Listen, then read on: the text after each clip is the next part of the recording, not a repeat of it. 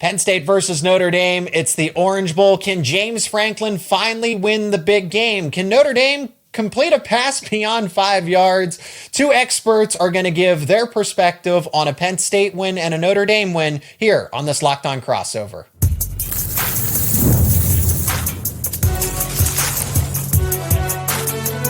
You are Locked On College Crossover, part of the Locked On Podcast Network.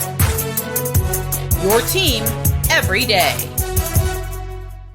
And thanks for making Locked On Nittany Lions and Locked On Irish your first listens and watches every single day. My name is Zach Seyko, the host of Locked On Nittany Lions. He is Tyler Wojciak of Locked On Irish. Today's episode is brought to you by FanDuel. From big upsets to game-winning drives, the NFL playoffs are better with FanDuel. New customers can bet just $5 and you will get $200 in bonus bets guaranteed. That's right, guaranteed, win or lose. Just visit FanDuel.com to get started. Tyler, it's great to get acquainted here remotely, but this is a huge game. I mean, historically, 9-1. So the score is going to be settled in this case, and that's how we're going to start the show. The case for a Notre Dame win, the case for a Penn State win, because this is a close spread. It's 1.5 points favoring the Fighting Irish. Can James Franklin do it? Can Notre Dame overcome some of its offensive struggles if it's forced out of its comfort zone? And then injuries are piling up on both sides. But Tyler, the floor is yours. The case for a Notre Dame win, both pro Fighting Irish points and negative Penn State points. Why do you think Notre Dame gets a win in the Orange Bowl here? I think it's just because Notre Dame proved they can beat anyone in the country when they knocked off Georgia in the Sugar Bowl last week. And look, I'm not mistaking this Georgia team for the Bulldogs of 2021 or 2022 when they just steamrolled everybody in their path. But this is a team that came back to beat Texas in the SEC championship with Gunnar Stockton at quarterback. They also had the second best odds to win the national championship before the playoff even started. And Notre Dame was still able to travel south and beat them by double digits in front of a pretty heavy Georgia crowd there down in the Caesars Superdome. And I think Penn State is a really good team. They have not proved that they can do it just yet. We all know about Franklin's record against top 5 teams. I don't have to remind you of that. And I'm not even saying that they can't do it. We just haven't seen it yet. And I think we just watched Notre Dame do it last week. And this is going to be a very tough battle. Both teams are battle tested, but I like the Irish here because of what they showed last week going up against Georgia. That's definitely a Georgia team that's not as not as competitive as it was. Going from Carson Beck to Gunnar Stockton is a big deal. And Notre Dame had the opportunity to prepare for what a Gunnar Stockton offense could look like, whereas Texas kind of had to adjust on the fly and probably caught them off guard to an extent in that moment. I also think that look, the Fighting Irish did win by 13, 23-10, but they did get some outlier plays. A strip sack fumble right before the end of the first half. Say Georgia knees it, right? Or plays a little more conservatively in that instance. But that's a great play by the Notre Dame defense and a top 5 defense objectively. And then the kick return for a touchdown, and I don't know what Georgia's special teams is doing there. So if you kind of take away those outlier plays, that really is a close game, and then Notre Dame was able to get Georgia off kilter. Georgia had to throw the football when they didn't want to with Gunnar Stockton, and they had some success through the air. I thought there were some big plays that I was not expecting from the Georgia passing game, but I felt like Notre Dame was able to settle in and do what it wanted to do traditionally, rely on its defense and win behind its ground game, and they did just that. So I wonder if you take some of those those outlier plays away, and this one's a little closer, how much is Georgia in that game a little further? That's what I take away from that game. Well, it's definitely closer if Kirby just nailed it right before the end of the half. Mm-hmm. When they came out there in the shotgun, I looked at my friend who I was watching the game with. I was like, I cannot believe they're actually going to do this with Gunnar Stockton. Sure enough, it comes back to bite them. Notre Dame converts on that opportunity. They end up scoring on the kick return right out of the gate in the second half. But on one hand, it's fair to consider that an outlier, but Notre Dame also has more points on defense and special teams than anyone else in the country by 20 full points. They are number 1 in takeaways. So when that's part of the game plan, it doesn't feel so much like an outlier. And I'm with you. It would have been a closer game if those plays didn't happen. But I also think Notre Dame would have adjusted their offensive game plan in the second half. They were running the ball a lot. When they got the ball at the end of the game, obviously the score was still in the balance. Notre Dame was only up 13, but there was a world where Georgia could have gotten the ball back, scored, get a stop, score again, and then potentially win that game. But Georgia has 3 top 15 picks on that defense. They've got Williams, Walker, and Starks.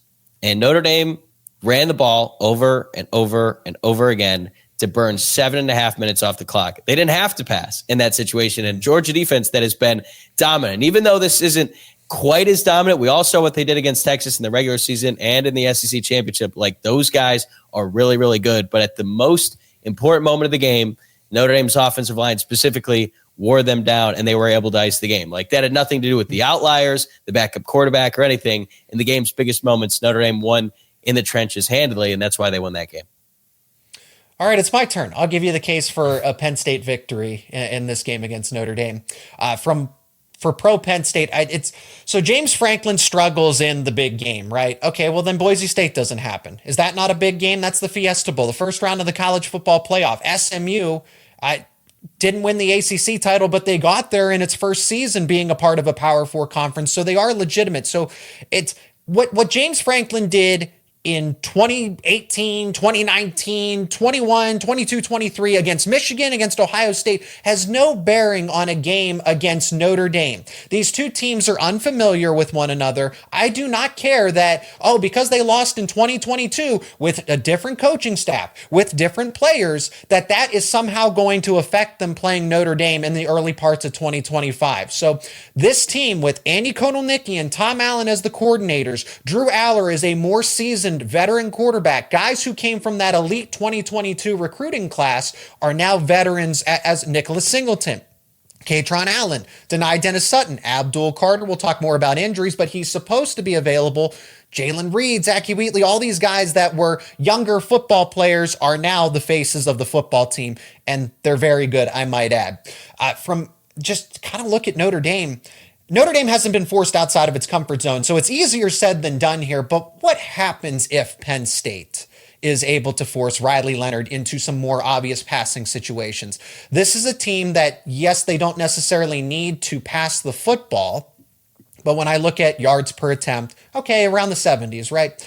But then yards per completion, 122nd in the country. I mean, that's 12 spots away from being the worst. So if you can somehow force Notre Dame into those situations, the offense isn't going to be able to move the football as much. And then there's the injuries, which we will talk about more like individually and the impact of it. But Penn State's dealing with Abdul Carter not being 100%. Tyler, you're going to be able to explain this better, but when I look at it from afar from Notre Dame, Howard Cross, Jeremiah Love, Riley Mills is out. And then someone who is more of a rotational guy, but definitely contributes in Notre Dame's ground game, is Cooper Flanagan. And I don't think people are putting enough stock into the fact that him as an additional blocker, that's a big loss for them when they need to run the football to stay ahead and be competitive in this game. So it's a combination of injuries. It's a combination of the fact that Penn State's offense is a little more balanced. Georgia's offense wasn't going to be able to provide enough resistance to keep. Notre Dame benefited from the fact that Georgia wasn't going to be able to get into a shootout, if you will. You have to respect the fact that Penn State's offense can play keep away. They can run the ball effectively. They can throw the ball too, and they don't turn the football over as much. So I wonder how the entirety of the Fighting Irish game plan changes when you have an opponent that doesn't play so much into Notre Dame's strengths. Yeah, I mean, I won't argue with you at all on the injury front. It's staggering that they're even in this position because they have already lost all those guys. It's like, not only are they losing guys, they're losing their absolute best players. Like Benjamin Morrison is arguably the best player on the entire team. He's probably going to be a first-round pick at cornerback. They lost him right around the halfway point in the year. And when that happened, I was like, I don't know how this team is going to respond. I think that changes the ceiling for this team. Insert Leonard Moore, true freshman, who is now a freshman All-American and is actually playing even better than Benjamin Morrison was, which doesn't even seem possible. Then going up against Georgia, the loss of Riley Mills, you're thinking that's going to hurt this team. Georgia's going to be able to run the ball. That didn't happen at all. They held Georgia to 2.3 yards per carry with ETN, who's like one of the best running backs in the country. That's a future NFL guy. So I don't know how they're doing it, but they're doing it. And they managed to beat Georgia with Jeremiah Love only getting 19 yards on 6 carries because he got hurt in that game as well. So from the injury standpoint, it's easy to point it all out and say, how is Notre Dame still doing this? I don't have an answer for you.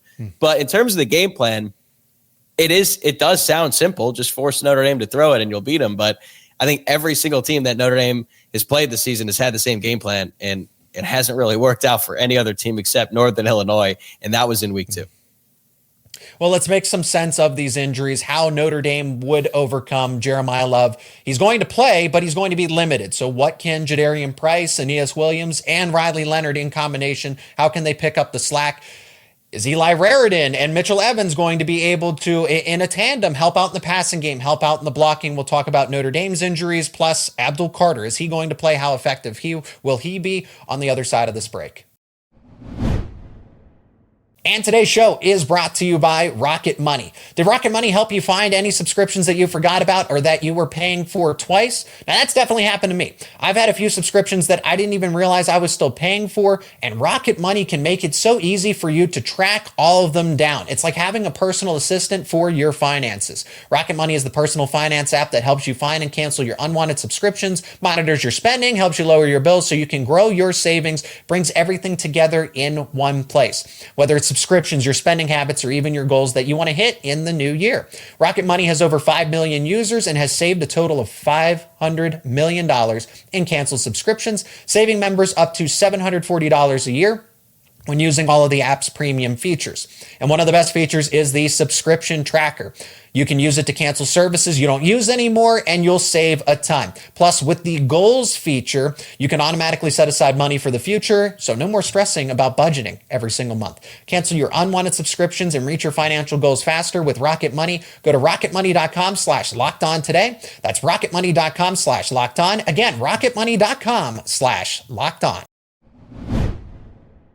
All right, Tyler, let's jump back into this conversation and pick up with where Notre Dame can find some more passing success. Now, Georgia's defense is Georgia's defense, and Notre Dame, you just do whatever you need to do to win. Well, Penn State's going to do just that, and I know what Indiana set out to do. I know what Texas A&M set out to do, and I know what Georgia tried to do. I mean, Penn State's still got a top 10 run defense for what it's worth. They swarmed to stop Ashton Genty. And Jeremiah Love not being 100% is a big deal. There's an argument to be made that he is the best running back out of all the ones that are here. Nicholas Singleton, Katron Allen. I think the tandem of the two are better than Jeremiah Love, but that's saying something, right? That's saying something of how good Jeremiah Love is, but there's not a stark drop-off. Jadarian Price can still get things done. They cycle to Aeneas Williams as well, and of course, Riley Leonard. But like Penn State, when they swarmed after Ashton Genty, I feel like that's going to be the defensive game plan, to swarm after Riley Leonard and take him away as a runner. So how do you think Notre Dame counters all of that? I think, first off, they're going to try and let Jeremiah Love give it a go in this game. I think he's earned the right to do that, and if he's able to go through practice, I know he had a brace on earlier this week. I don't expect him to play with the brace, but he's going to go out there and give it a try. We'll see how effective he's going to be. I'll just be honest, I don't have super high expectations. I saw that his rushing over-under totals like 42.5. I would personally probably take the under. That being said, Jadarian Price is fully capable. He would probably be running back number one on like 130, or maybe not 130, but 125 and 134 at FBS teams. He is just nice luxury to that have. Good, right? And Penn State's dealing with the same thing, right? You need two great running backs, and both teams have them. So this is really a great opportunity for Price to step up and be that every single down back. The one thing that Price is so good at is getting to the outside and breaking tackles. He has 521 yards after contact this season. He has 21 runs over 10 more yards, and he's been a breakaway type of player. Like if he gets the edge, he could be gone. And he's had some big, big touchdowns this year. He had a huge touchdown against Texas A&M in the season opener, the go-ahead touchdown. And he had like a 34-yard touchdown run against USC to give Notre Dame some cushion there late in the second half, right after Jeremiah Love got hurt. So I'm sure he's super excited about this opportunity. And I think when I've been watching Penn State throughout these playoffs, I think they've got a really good defense. They're super athletic in the front seven. If there's one issue that at least I've noticed is that they can miss tackles. I believe they have 57 missed tackles over the course of the past three games. Jadarian Price and Jeremiah Love as well. Those two guys are so good at breaking tackles. Love has 675 yards after contact this season. So again, he might not even be able to go, but Riley Leonard has 491.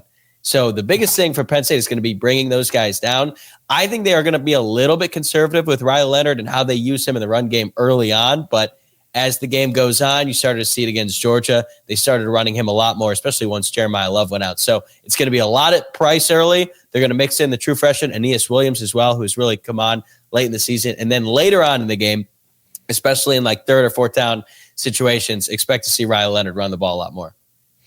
Help me make sense of the passing attack. And Jordan Faison had a big game against Indiana, but that's Indiana's defense is not to the extent, not to the caliber of Penn State's defense. I think A.J. Harris kind of, and I look at this the same way. It's kind of Notre Dame secondary is going to take away Penn State's wide receivers, particularly the cornerbacks, because I want to get your thoughts on how they intend to try to stop Tyler Warren.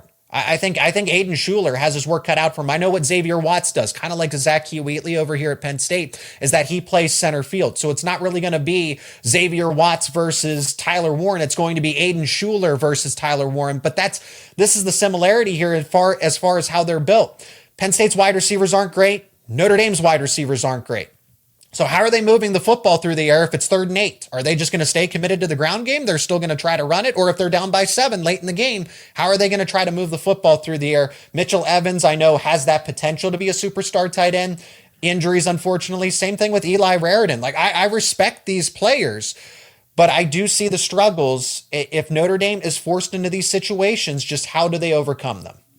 Yeah, it's a fair question to ask. And Notre Dame just frankly has not really been put in a situation at all this year where they really had to do it. Even in that Northern Illinois loss, it wasn't like they were down a bunch late. They had a chance to run out the clock, and then Northern Illinois just kicked a game-winning field goal there at the end. But Notre Dame wasn't like trying to mount a comeback or anything late in the game. So there really hasn't been a situation late in the game. And I think that's been the big talking point in every single one of these big games is, well, what happens then?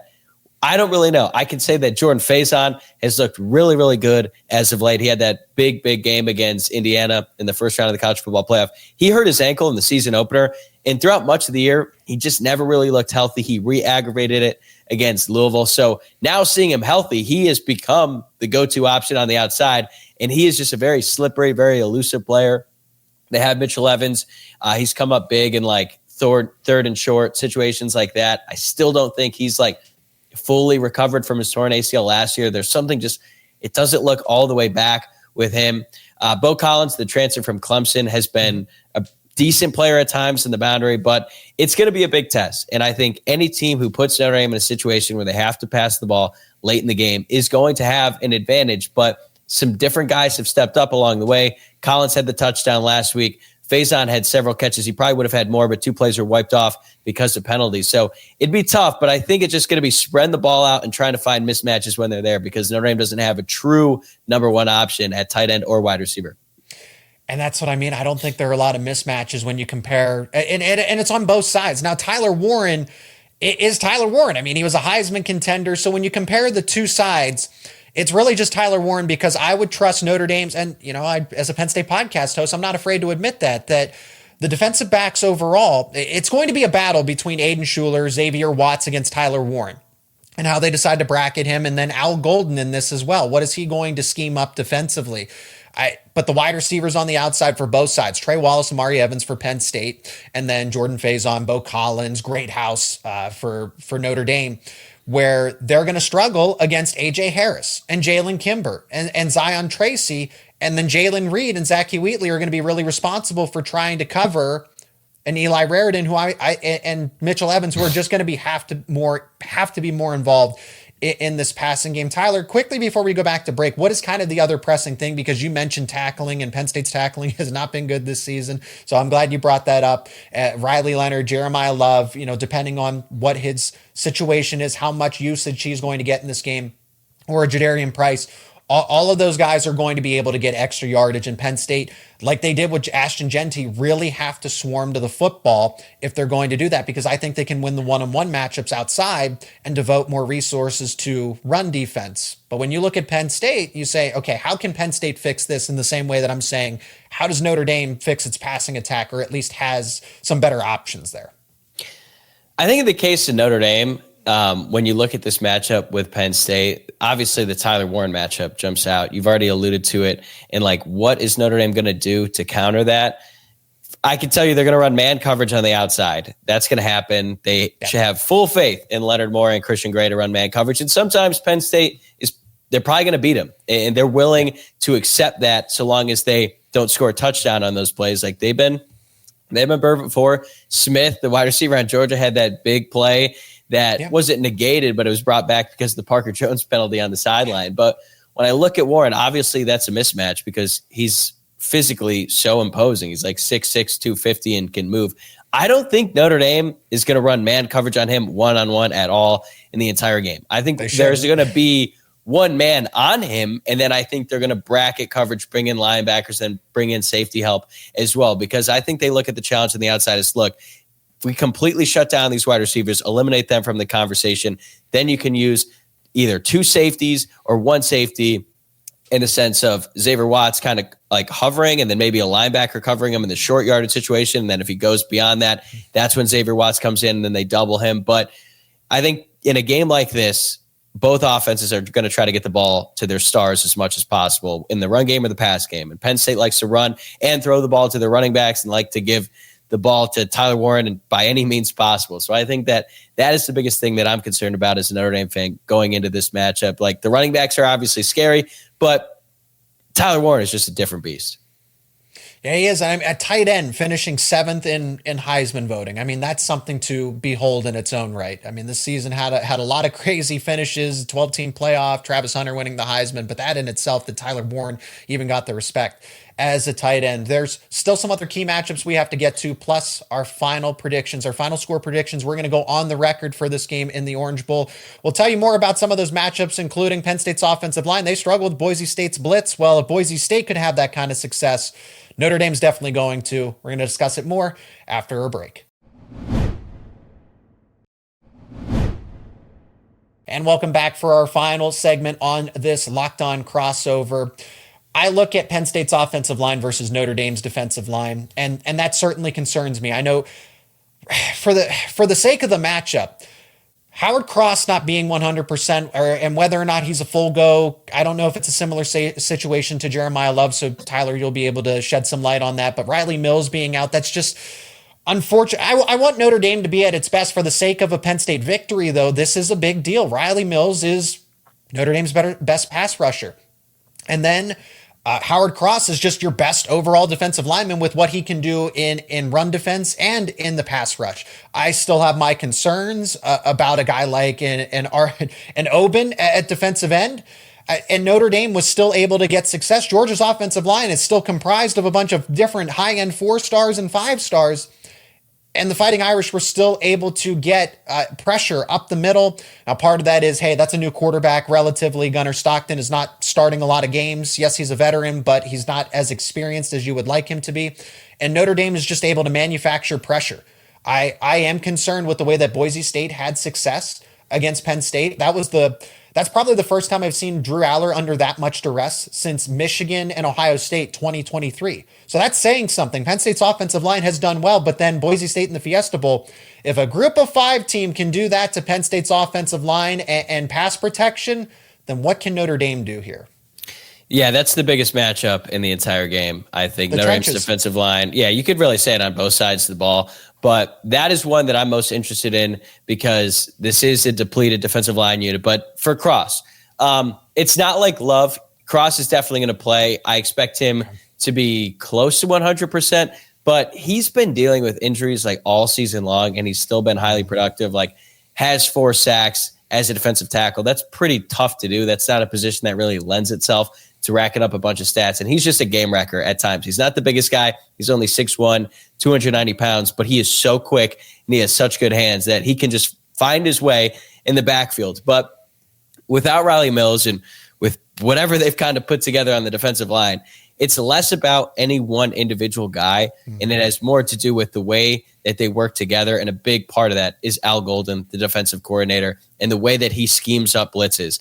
Like a lot of times, not just against Georgia, but you see when these teams go up against an Al Golden defense, they have no idea where the pressure is coming from on any given down. Last year, when Notre Dame played USC, this was when USC was still good. They were a top 10 team, undefeated. Caleb Williams was having a good year. He played his worst game of his collegiate career against Notre Dame. And from the first snap, you could tell he had no idea what he was seeing. It got a little bit better in the second half. I mean, he's still a great player, and there's still Lincoln Riley on the other side, so they've figured out some answers. But I think that is the key for this Notre Dame defense. Like, as my friend Patrick Falkenberg said, I'm convinced that Al Golden could go find 22 guys in a dorm, put them together, give him a couple weeks to prepare, and he can hold an opponent under 20 yards. Like, he is just that good. And Penn State fans might feel some type of way because that's one of your own. This guy actually scored a touchdown inside Notre Dame Stadium back in 1990 wearing a Nittany Lion uniform, and now he's the defensive coordinator at Notre Dame trying to end your season. And if Notre Dame is able to get a win, Al Golden is going to be reason number one as to why that happens. There's a lot of historical implications here, of course. I mean, the score is settled. Bragging rights, this not only gets you into the first ever national title from a 12-team playoff format, but it's 9-1. Al Golden, maybe he feels some type of way. He was in the running for Penn State's vacant head coaching job, and then James Franklin was ultimately hired. So for Al Golden, I wonder how much he's thinking about it, but it certainly does matter to him personally. You can't deny that one. This game across the board is going to be close. It has to be a rock fight because Notre Dame won't let it get into a shootout type of situation. And Penn State could. Like, Penn State can win so many different ways. They can win in a rock fight. They can win in a shootout. So high scoring, low scoring, because this team overall, and I'm excited for the chess matches on both sides. Andy Kotelnicki versus Al Golden, and Mike Denbrock versus Tom Allen. Is there a player, maybe it is a coordinator, that really needs to step up in this game for you to make a difference for a Notre Dame victory? Yeah, I would say it's got to be Jordan Faison on the outside, because Notre Dame is going to have to get a little bit more production on the outside, and he has become the guy for them. We've talked about him a little bit already, but it was interesting late in the game, in a couple huge moments, Notre Dame has a bunch of talented players on offense. Like, they've got Jadarian Price, and even though Love was out, like, they could go to Mitchell Evans. There's a critical 4th and 1 play where Riley Leonard rolled out, and you could tell it was just an option route to Faison. He could go inside, he could go outside. It was just basically find a soft spot on the field, not even necessarily in a zone, and we're going to get you the ball on this huge play. He got it, but then they called it back because of an illegal shift. Then fast forward later on in the game, Notre Dame just needs one more first down to ice the game. They run this really creative end around to Jordan Faison. He gets it, but they had an illegal motion there as well. So despite the fact that these plays were removed because of penalties, I thought it was really telling that, hey, in the game's biggest moments, they went to Faison. And I think that they're going to continue to go to him in this game, and they're going to have to take some shots downfield. They didn't have to do it against Georgia. I think they're going to have to do it in this game. I think he's going to be the guy they go to, and he's going to have to step up, make some big plays. I'll say from Penn State's perspective, I think it's Abdul Carter. I think he's the X factor here, and that's he's trending in the right direction, at least from what we're hearing, is that his full intention is to leave the rejuvenation chamber and play in this game, but it's going to be in a hybrid role. I can't see him playing a full workload at defensive end, hand in the dirt, and getting contacted. He has an upper body injury, getting contacted on every single given play going up against a lineman. But what if you use him in this hybrid linebacker where he's not necessarily, act as a QB spy. Basically, your job is to take away Riley Leonard. You are going to follow him. You are going to be a pass defender, try to get into his passing lanes if he decides to tuck in and run. You are one of the most athletic players. So fortunately for Abdul Carter and Penn State's situation, it's not a lower body injury. He can run, he can make cuts, but he probably can't make a tackle every single time. So if he acts as that permanent quarterback spy, and if Tom Allen can develop this defensive scheme to where Notre Dame has all the game film, has all the game footage, and I know that Abdul Carter did these things in his sophomore and freshman campaign, but if you're going off of this season alone, Carter doesn't have this full-time role where he's doing that, and I wonder in this game if just by the surprise of it, the newness of it is going to play a big factor. I think Penn State's interior offensive line also needs to get it done. There were communication issues, something in that blitz pickup against Boise State. If I had to point out somebody for Notre Dame, I would say that just for me personally, Mitchell Evans, Eli Raridan, because Notre Dame likes to go 3 tight end. They just need something else in the passing game. I think that is somewhat of a mismatch. Raridan's size, Mitchell Evans' size, is going to be a lot for a Jalen Reed to cover consistently. And then there is a little bit more athleticism to where, okay, is Kobe King going to be able to defend them in the pass? How about Tony Rojas, Dom DeLuca? When both of them go out for passes, the linebackers are going to have a lot of responsibility there. Yeah, no doubt. I think this is going to be an incredible matchup, and something that's sort of been a common theme throughout the preparation is these teams are built very similarly. It's true, built on running the football, two great defenses, and just overall two programs who have been really desperate to get back to the pinnacle of the sport. And the fact that the winner of this game gets to move on to the national championship, like someone's going to be having a party in South Beach. It's just a matter of who. So Tyler, who is it for you? I'll let you give your score prediction first. Is Notre Dame going to the national title against most likely Ohio State, but let's not count out Texas, right? Arizona State gave them a scare, so who's to say that Texas won't give the Buckeyes a scare? Is it Notre Dame or is it Penn State in your mind going to Atlanta? So all week I've been saying that I think that this game against Penn State is actually going to be a tougher challenge for Notre Dame than Georgia, even though I think when you look at the overall talent on the roster, Georgia is a better team, and they obviously have Kirby Smart, who is now the best coach in college football ever since Nick Saban retired. But when you consider the circumstances and the fact that Notre Dame, one, they just played Georgia compared to Penn State playing Boise State, and even though that's a physical game, it just is not the same physical toll on the body like a Georgia game is. And then, the fact that there's a little bit less rest for Notre Dame, I just think that this all makes for an absolute battle that's going to go on for a full 60 minutes. I could see this game going into overtime. That would not shock me at all. But ultimately, I like Notre Dame to pull this one out 24-20. And I do think that Notre Dame is going to have to come back in this game. I don't know if it's going to be late in the second half. I think Penn State's going to come out firing, ready to go. They're a little bit more fresh than Notre Dame is right now. And I think that there's going to be a deficit of maybe it's 10-3, 13-3. Notre Dame is going to be really put to the test, but I think that Riley Leonard and the team answer the call. They pull away late, and I just think they're going to lean on their physicality and try to do basically what Ohio State did to Penn State at the end of the regular season game and try to do the same thing in this game, much like they did to Georgia a week ago. That is the blueprint, or what Oregon did in getting into a shootout and just saying our offensive weapons are better than yours, which in this case, Notre Dame, Drew Allar is a better passer than Riley Leonard. Tyler Warren's a better offensive weapon than anything that Notre Dame has to offer. And that personally for me is the difference. I smiled there, not because you're picking Notre Dame. Like I said, this is a coin flip. There's a reason the spread is at 1.5. It is going to be close. There might be an overtime factor here. It's because my score prediction was Penn State 24 and Notre Dame 20.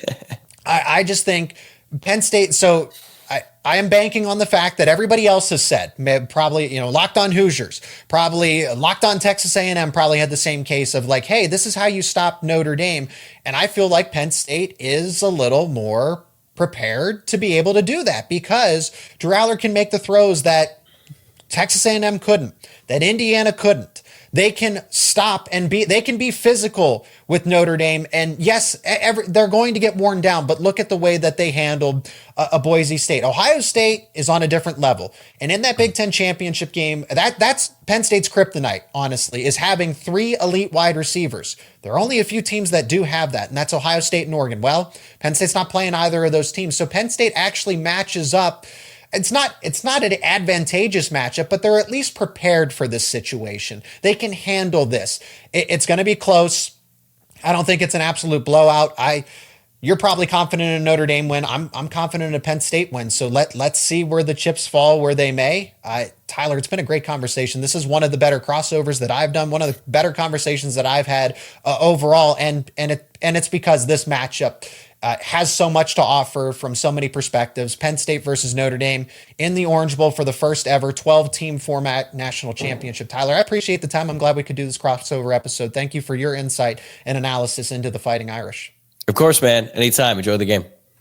And make sure that you subscribe to both platforms, Locked On Irish, Locked On Nittany Lions. He is Tyler Wojciak of Locked On Irish. I'm Zach Seyko of Locked On Nittany Lions. Thank you so much for checking out this crossover episode, part of the Locked On Podcast Network, your team every day.